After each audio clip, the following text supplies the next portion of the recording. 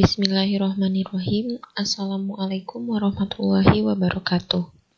Saya, Badriah Hasanah, mahasiswi STAI Alhamidiyah, program studi Pendidikan Agama Islam, kelas 7B. Di sini saya akan membahas mata kuliah Psikologi Agama tentang agama dan kesehatan mental. Pembahasan yang akan saya bahas pada kesempatan kali ini yaitu ada 7. Yang pertama ada agama dan kesehatan mental, yang kedua psikoanalisis dan agama, yang ketiga behaviorisme dan agama, yang keempat humanisme dan agama, yang kelima ciri-ciri orang yang memiliki kesehatan mental, yang keenam temuan kedokteran hubungan jiwa dan badan, yang ketujuh terapi agama. Pendahuluan. Agama dapat memberikan dampak yang cukup berarti dalam kehidupan manusia, termasuk terhadap kesehatan. Solusi terbaik untuk dapat mengatasi masalah-masalah kesehatan mental adalah mengamalkan nilai-nilai agama dalam kehidupan sehari-hari. Bagaimana caranya? Yaitu, kesehatan mental seseorang dapat ditandai dengan kemampuan orang tersebut dalam penyesuaian diri dengan lingkungannya, mampu mengembangkan potensi yang terdapat dalam dirinya sendiri, semaksimal mungkin untuk menggapai ridho Allah Subhanahu wa Ta'ala, serta dengan mengembangkan seluruh aspek kecerdasan, baik kesehatan spiritual, emosi, maupun kecerdasan intelektual. Selanjutnya, agama dan kesehatan mental. Pengertian agama menurut J. Haloba, agama adalah cara bertingkah laku sebagai sistem kepercayaan atau sebagai emosi yang bercorak khusus. Sedangkan definisi agama menurut Toles adalah hubungan praktis yang dirasakan dengan apa yang dipercayai sebagai makhluk atau sebagai wujud yang lebih tinggi dari manusia. Kesehatan mental adalah terhindarnya seseorang dari keluhan dan gangguan mental, baik berupa neurosis maupun psikosis, atau penyesuaian diri terhadap lingkungan sosial. Kesehatan mental adalah terhindarnya seseorang dari gangguan dan penyakit jiwa. Masih pembahasan agama dan kesehatan mental. Mental yang sehat tidak akan mudah terganggu oleh stresor atau penyebab terjadinya stres. Orang yang memiliki mental sehat berarti mampu menahan diri dari tekanan-tekanan yang datang dari dirinya sendiri dan lingkungannya. Agama dapat memberi dampak yang cukup berarti dalam kehidupan manusia, termasuk terhadap kesehatan. Orang yang sehat mental akan senantiasa merasa aman dan bahagia dalam kondisi apapun. Ia juga akan melakukan introspeksi atas segala hal yang dilakukannya, sehingga ia akan mampu mengontrol dan mengendalikan dirinya sendiri. Pembahasan yang selanjutnya yaitu psikoanalisis dan agama.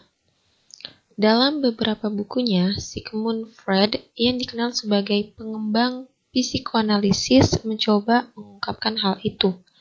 Agama menurut Freud tampak pada perilaku manusia sebagai simbolisasi dari kebencian terhadap ayah yang direfleksi dalam bentuk rasa takut kepada Tuhan. Secara psikologis, agama adalah ilusi manusia. Manusia lari kepada agama karena rasa ketidakberdayaan menghadapi bencana. Dengan demikian, segala bentuk perilaku keagamaan merupakan perilaku manusia yang timbul dari dorongan agar dirinya terhindar dari bahaya dan dapat memberikan rasa aman. Selanjutnya, behaviorisme dan agama. Skinner, salah seorang tokoh behaviorisme, melihat agama sebagai isme sosial yang lahir dari dua faktor penguat. Menurutnya, kegiatan keagamaan menjadi faktor penguat sebagai perilaku yang meredakan ketegangan. Lembaga-lembaga sosial, termasuk lembaga keagamaan, bertugas menjaga dan mempertahankan perilaku atau kebiasaan masyarakat. Manusia menanggapi tuntutan yang terkandung dalam lembaga itu dan ikut melestarikan lewat cara mengikuti aturan-aturan yang telah berlaku. Perilaku keagamaan menurut pandangan behaviorisme erat kaitannya dengan prinsip reinforcement atau reward and punishment. Manusia berperilaku agama karena didorong oleh rangsangan hukuman dan hadiah atau pahala. Manusia hanyalah sebuah robot yang bergerak secara mekanis menuntut pemberian hukuman dan hadiah. Selanjutnya, humanisme dan agama. Dalam psikologi humanistik dikenal sebagai logoterapi atau yang artinya logos berarti makna dan juga rohani. Logoterapi dilandasi falsafah hidup dan wawasan mengenai manusia yang mengakui adanya dimensi sosial pada kehidupan manusia. Kemudian, logoterapi menitikberatkan pada pemahaman bahwa dambaan utama manusia yang asasi atau motif dasar manusia adalah hasrat untuk hidup bermakna. Tuhan merupakan sumber nilai yang maha sempurna dengan agama sebagai perwujudan tuntunannya. Disinilah barangkali letak peranan agama dalam membina kesehatan mental berdasarkan pendekatan logoterapi.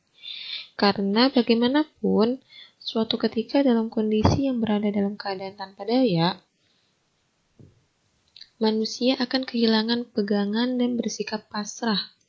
Dalam kondisi yang serupa ini, ajaran agama paling tidak akan membangkitkan makna dalam hidupnya.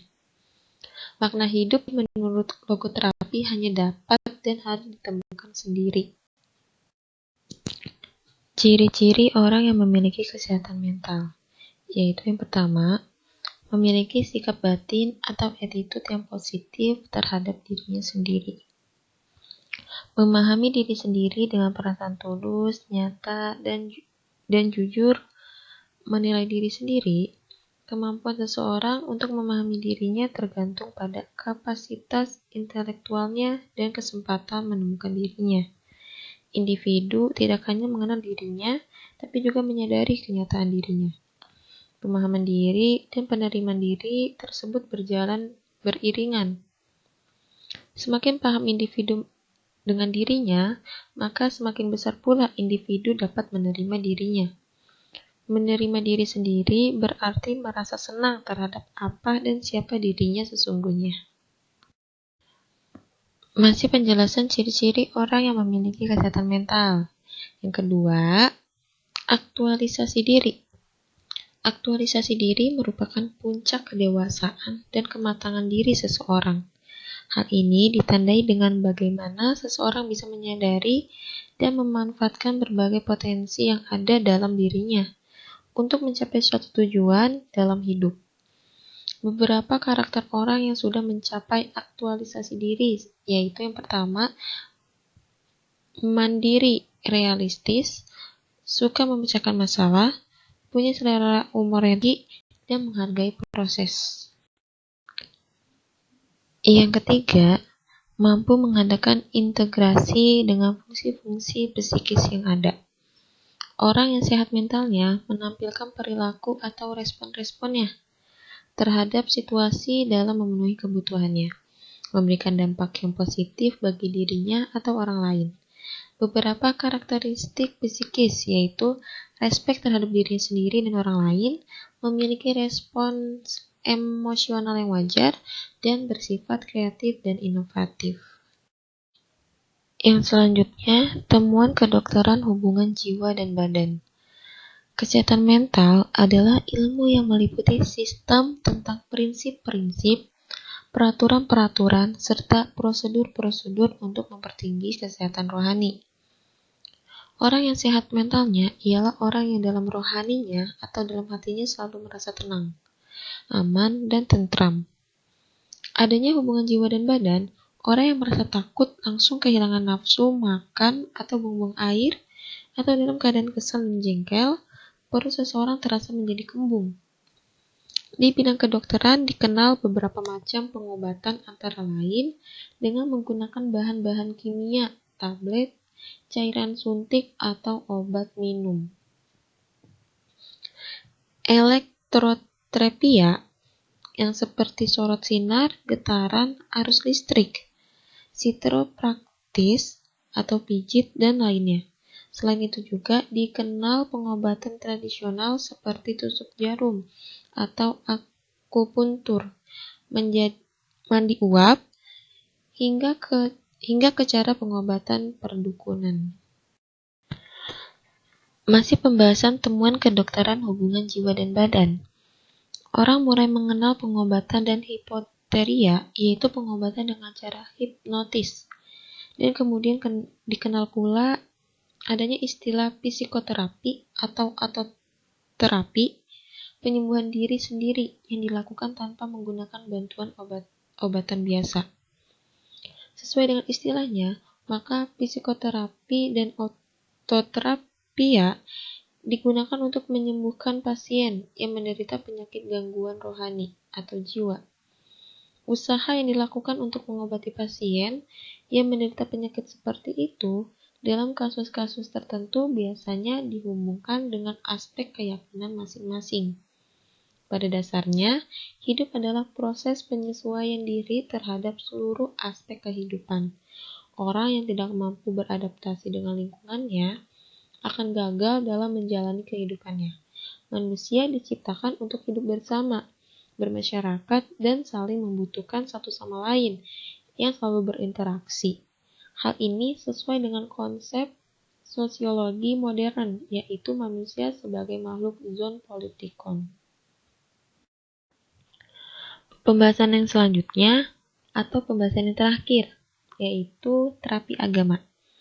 Agama sebagai terapi kesehatan mental dalam Islam sudah ditunjukkan secara jelas dalam ayat-ayat Al-Quran. Di antaranya yang membahas tentang ketenangan dan kebahagiaan adalah Quran Surat An-Nahl ayat